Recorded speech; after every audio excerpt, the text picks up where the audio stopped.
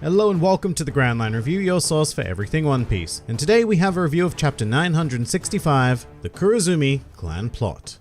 And really, this flashback just continues to be amazing in every way. There really wasn't a single part of this week that didn't have me hooked the entire way through, even the Orochi stuff. And that's usually by far the weakest material of these Wano flashback chapters, and actually modern Wano chapters as well. Before we get to that though, I need to begin, as I often do, right at the end, with one of the most glorious two-page spreads I think this series has ever offered us, featuring the Roger Pirates in full casual mode after a skirmish. And I love this because we so rarely get to see this crew in their prime, and when we do, they often aren't doing much of consequence, so this is a very nice surprise. Roger, in particular, looks like an absolute beast. I think that Oda going for an open shirt look really helps in that regard, because it immediately gives you that tangible cue that compares him to characters we know like Whitebeard, Kaido, or even Luffy, all of whom are also famed shirtless powerhouses. My favorite figure on this page is undoubtedly Shanks though. It's quite adorable the way he's pulling off that double hat look, not only wielding the straw hat, but also looking after Roger's backup hat. He actually kind of reminds me a lot of Usopp in this spread, looking like a kind of goofy but clearly highly trusted companion. And the parallels to the straw hats are even clearer looking at Ray Lee, who is giving off the strongest Zoro vibe I have ever seen outside of a non-Zoro character. It just makes me want to see so much more of this crew. Like honestly, give me an entire series focusing on the journey of the Roger Pirates in the same way that One Piece does with the Straw Hats. These characters are captivating enough to helm that sort of thing, and the last few chapters very much prove that. I mean, we're at what now, 5 chapters since we've seen a single Straw Hat, and this has been some of the greatest stuff that Wano has had to offer. It's so rare that a world behind a series can transcend its main characters and take on a living, breathing form of its own. In fact, as much as I really want things to progress on Wano, at this stage I'm not actually looking forward to going back into the modern timeline, because there is so much to enjoy in this period exploring Roger, Whitebeard, Oden, and this older world that feels simultaneously familiar, but also like a completely new adventure. But back to the scene at hand, it's just nice to see because Roger has never really been showcased in combat mode. He's always this generally well-dressed, maniacal, mustached pirate king, but here he makes me believe that he could successfully throw down against Whitebeard, so I'm very much looking forward to the potential of that conflict in the next chapter. I'm not sure if it will actually happen though, because Roger's fighting style has been kept a secret for the entirety of the series really, and I'm not sure if this is the right narrative moment to delve into it in any substance. If something does happen now, I suspect it will be another one of those one-hit clashes we're all so familiar with, like when Oden quote-unquote introduced himself to Whitebeard, or just on that, perhaps we'll even be treated to a similar situation in which Oden just decides to take on Roger.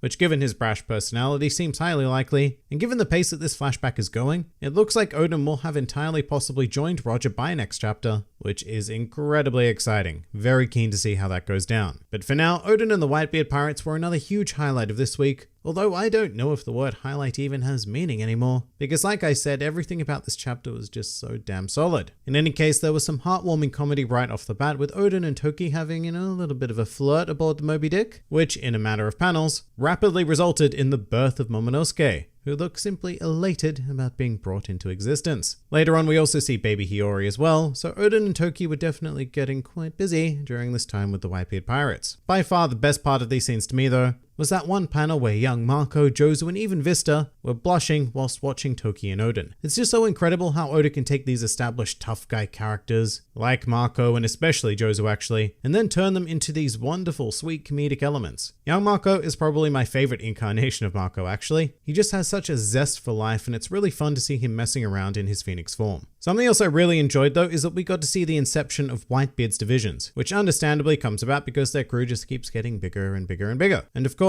that came along with another classic Oden disgust face when he was told to command the second division. These faces will never get old. Please keep them coming. But speaking of how the crew just keeps enlarging, we have a cameo from a young Marshall D. Teach, which even though it was just a single panel shot, sent shivers down my spine, because this seemingly innocuous event is what will eventually bring down the entirety of the Whitebeard Pirates. And it's just so crazy to see a panel where they're so casually accepting of him hopping aboard. It also makes the betrayal of the future hit that much harder, because we knew that Blackbeard had been aboard for an awfully long time, but the fact that he joined when he was a desperate child, that kind of hurts. It makes me wonder if Teach was already plotting his future at this early age, or if somehow along the way, he became disenfranchised with the Whitebeard Pirates and sought an alternative route in life. Although I suppose given the fact that he is a D, he was always destined to do whatever it is he goes on to do. But also, speaking of disenfranchised little shits, I now present Orochi. Probably the thing that I appreciated most about this chapter was that it gave me almost exactly what I was looking for in terms of Orochi, which was a slightly more three-dimensional motivation to become the evil prick he does. In several recent chapter reviews, I think I'd very much resigned myself to the fact that it looked like, oh, well, Orochi is just evil for the sake of evil, I guess. But I really enjoyed what Oda did here by tying his involvement in this flashback thus far together as some sort of retrospective master plan, which answered a lot of the questions and criticisms I had regarding Orochi's use thus far. For example, I remember directly questioning how Orochi just suddenly ended up working for Sukiyaki, and I found it incredibly unlikely that someone like Yasu would have recommended him for that role, which we confirm is definitely not the case this week because Orochi blatantly robbed Yasu and vanished. But with the introduction of the mysterious former user of the Mane Mane no Mi, everything falls very neatly into place, as Orochi and his compatriot were able to use Oden's likeness as a character reference. And just on that, of all of the things I never expected to come out of this flashback, Heavy or any involvement of Bon Clay's Devil Fruit was certainly amongst them. This is one of those moments where One Piece gets to enjoy and build upon the extensive groundwork it's already laid, and introduce an amazing bit of intrigue based solely on a property currently held by a fan favorite character in the modern day. It also does what One Piece does best and brings up so many questions. In fact, weirdly enough, despite this being a chapter that contains extensive content with the Whitebeard pirates and an amazing spread with the Roger pirates, the user of the Mane Mane no Mi is what has my mind on fire, with inquiries like, who could this be? Will we ever find out what their original form is? Are they affiliated with the Beast Pirates or maybe the Rocks Pirates? And is this the first step to Kaido's Wano conquest? Or are they a member of the Kurozumi clan? And possibly most intriguingly, how is this individual eventually going to meet their fate? Because here's the thing. We know that whoever consumed this fruit does eventually have to die in order for the Mane Mane no Mi to reincarnate and be consumed by Bon Clay. Which is kind of a shame in one way because I think it would have been really cool to introduce this element and then leave it lingering. Like perhaps in the modern day it gets revealed that one of the Red Scabbards is this person in disguise, and that's why Orochi has been able to predict the movements of the allied forces. Still, it's really interesting that this person was able to transform into Oden and Sukiyaki, meaning that they must have been trusted to a level to get close enough to touch both of their faces. Although I also guess that they could have just impersonated someone close to Oden or Sukiyaki, and then used that to touch their faces. I mean, the Mane Mane no Mi is just such a fun fruit like that. And you know what? I suppose this could also be used to great effect to help portray the downfall of the Kozuki clan. Kind of like how Bon Clay used his Guise of Cobra on Alabasta. So this mysterious person could wield Oden's image to cause all sorts of horrible incidents. Not only that, but I also think that for the next few weeks, we'll be in danger of a whole ton of One Piece theories popping up because of this mysterious person. I mean, there's just all sorts of crazy crap that could spawn from this, like perhaps the idea that Oden isn't really dead, and the person who was executed was somehow this man or woman, thus putting the Mane Mane no Mi back into the world and giving the appearance of Oden's death. I don't subscribe to that idea or anything close to it, but it just goes to show how easy it is to come up with clickbait as a result of this chapter. So let the flood of theories begin,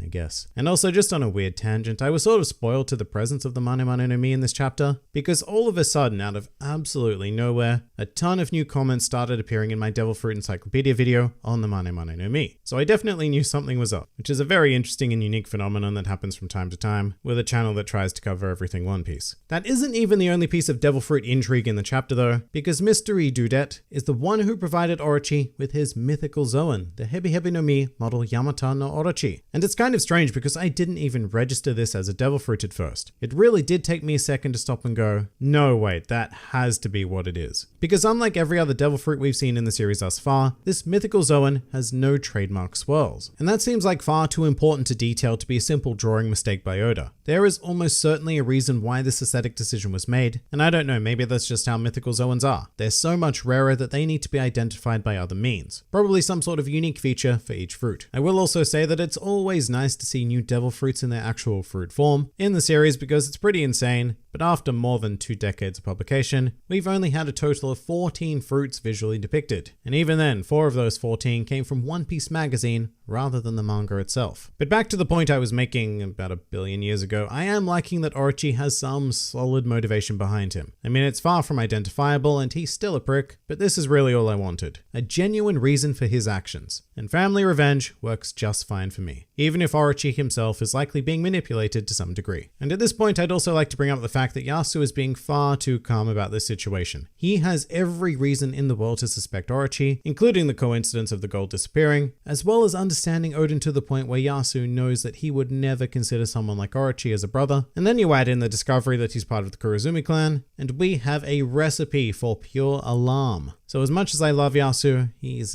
is kind of dropping the ball on this one.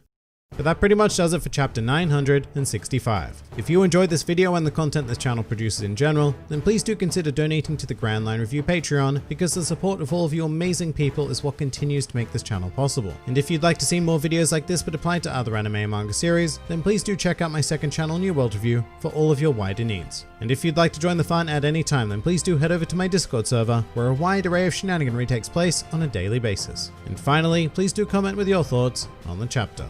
This has been the Grand Line Review, and I'll see you next time.